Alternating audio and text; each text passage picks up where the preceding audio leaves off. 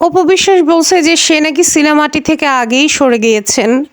মানে উনি এগুলা কেমনে বলে? এমনিতেই সিনেমার কোনো কাজের অফারই পায় না। হাতে কোনো সিনেমাই নাই।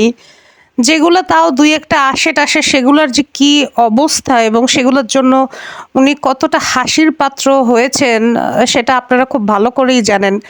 এখন ওনাকে ওই নাসরিনের পদেও তো কেউ নিবে না। নাসরিন যে ক্যারেক্টারগুলো প্লে করতো সেগুলোরও একটা ক্লাস ছিল। ওনাকে তো সেই পদেও কেউ নিবে না। ওনাকে কি পদে নিবে? মানে ঘরের যে হেল্পিং হ্যান্ড যারা থাকে ওনাকে তো ওই পদেও কেউ নিবে না। কারণ ওনার বডি ফিটনেস তারপর চেহারা ওই পদের হইলে ওনার গায়ের রংটা যেহেতু একটু মানে ফর্সা, ওনাকে আবার ওই গায়ের রংটা যদি আরেকটু শ্যামলা হইতো তাহলে ওনাকে একদম পারফেক্ট হচ্ছে মানে হেল্পিং হ্যান্ড হিসেবে মানে মানাইতো। ওনাকে আসলে কি করবে এই চলচ্চিত্র ইন্ডাস্ট্রি ওনাকে নিয়ে আসলে কি প্ল্যান করবে? ওনাকে তো এখন মেইন হিরোইন দিল্লি কা বাত মানে দিল্লি বহুত দূর। তারপর হচ্ছে ওনাকে সাইড ক্যারেক্টার। তারপর হচ্ছে বান্ধবীর বোন, ওনার যে বয়স মানে সরি নায়িকার বান্ধবী, ওনার যে বয়স, নায়িকার বান্ধবী তো ওনাকে লাগবে না। নায়িকার মা বা বড় বোনের ক্যারেক্টারে হয়তো মানাইলে মানাইতেও পারে।